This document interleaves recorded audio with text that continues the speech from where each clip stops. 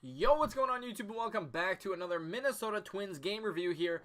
And I'm happy to say the Minnesota Twins won a one-run ball game against Detroit. The final score being 4-3. That's a big victory, and that puts the Twins back on top of the AL Central for the moment. Cleveland plays Kansas City tonight. That'll be a big game. I think Cleveland did win, yesterday as well, 4-0. So today, it's going to be another big game. If Cleveland wins, they'll still be 0.5, half a game up on the Twins. But a big series here versus Detroit, and the Twins won the game today. So the game was canceled yesterday, or was postponed rather, but a big win today. We can go get the series sweep tomorrow, and we're looking good. Continuing our roll, we're going to have a couple of easier games here that are definitely winnable, so we are going to need them, all of them, and that's only going to help us. But let's jump in to the box score here. The Twins won the game 4-3, and I'll put this out there. If you can guess the time, the amount of minutes I watched in this game, I'll pin your comment. The first one to do that will get it. I did not watch that much because I worked, but I'll give you that. So the Twins won a one-run ball game, 4-3. And again, it's cold in Minnesota. It is April. Yesterday there was snow on the field. Sure, it's pretty windy. It's not great baseball weather. So to come out there and play some good baseball, be productive, that is what is most important. Looking at the box score, 4 hits, 4 runs on 5 hits, 1 error, and for Detroit, limiting the damage with 3 runs on 10 hits. So we got outworked today, but hey, we did what we needed to do, and that, my friends, is a victory. So, like I've been saying, production is the most important part of baseball, and to go out there and score 4 runs on 5 hits, there was a couple walks in there, don't get me wrong, there were quite a few walks, but to score those runs is important. So, to them, Detroit not scoring those runs obviously just helps us out. So let's go through it. Pineda, 2-0 on the season. He has been looking really, really good in his 3 starts. Ross, for Detroit, 1-2. And Parker gets the save. We'll talk about Parker's outing a little bit here a little bit later in the video. But let's go through Minnesota's batters. Kepler, 1-for-3, extends his hitting streak to 9 games. So good for him. Polanco, 1-for-3 with an RBI. Kepler also got walked. Then Cruz went 0-for-2 with 2 walks, 2 strikeouts. Rosario, big day for him, 2-for-4, 2 RBIs. Gonzalez and Cron, both 0-for-4. Scope, 0-for-3 with 1 run on his walk. And then Castro had a decent day. I mean, he got walked twice and scored once, but 0-for-1 other than that. His 2 walks. And then Buxton, a good day for him as well. 1 RBI, 1 hit, 1 run, and 1 walk. So let's go take a look at how the Twins scored here. So top of the 3rd inning, Detroit got on top. Harrison on a fly ball out to Buxton, scored 1 guy, and then a little bit later in the inning, Detroit had a 2-0 lead. But in the bottom of the 3rd inning, Minnesota answered. Byron Buxton singled. Jonathan Scope scored, so that was on his walk. Castro went to 2nd, probably on his walk then as well. Polanco sacrificed fly. Castro scored. Buxton went to 3rd, and then Eddie Rosario singled out to right field. Buxton scored, and that put the game 2-4. Kepler also scored on that as well, so 2-4. And that was pretty much it until the 6th inning when Christian Stewart homered.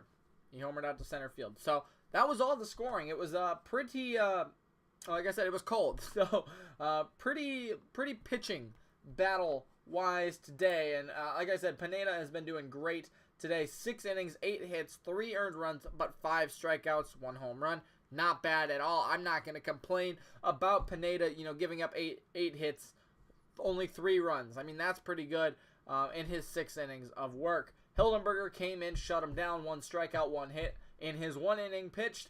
And then Rogers came in as well, gave up 1 hit, 1 strikeout in his 1 inning. And now let's talk about Parker. So, I did get to watch the 9th inning, and I am very concerned. Not really, because he gets the job done.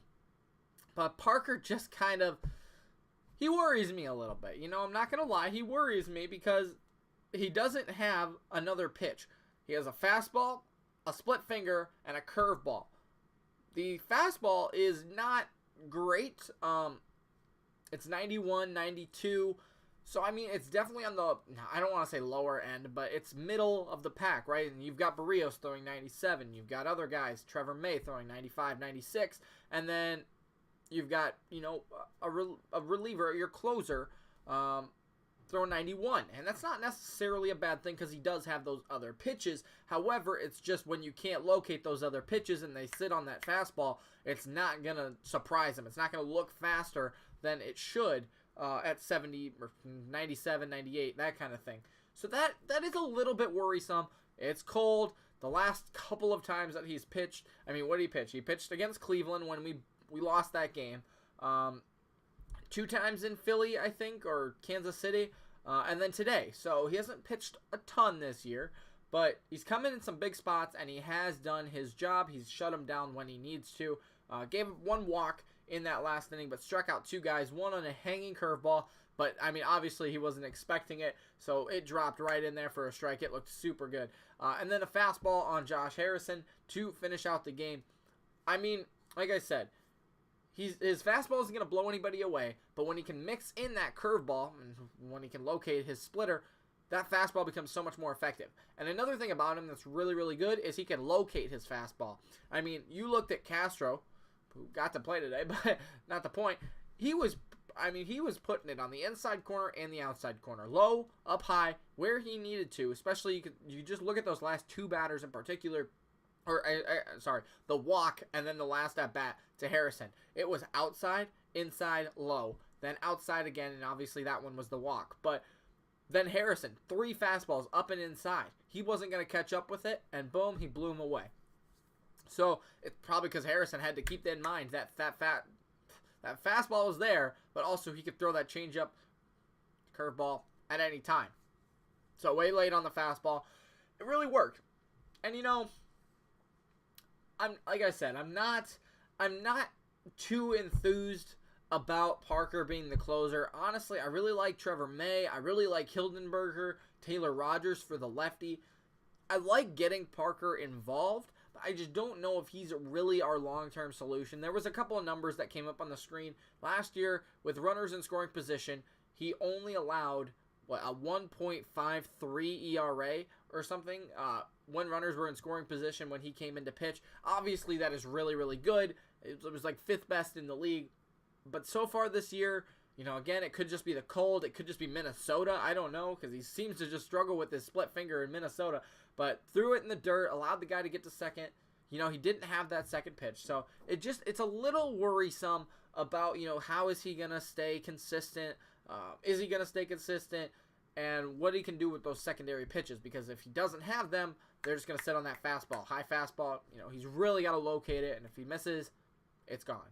So, but like, just look, it was 37 degrees. I'm not going to complain too much because a win, like I said, a win is a win. And now the Twins do improve to 7-4 on the year, 8-6 for the Tigers. So I think, are we even now with the Tigers? I guess they have 2 more games played than us, but same record per se, 1 win, 1 loss.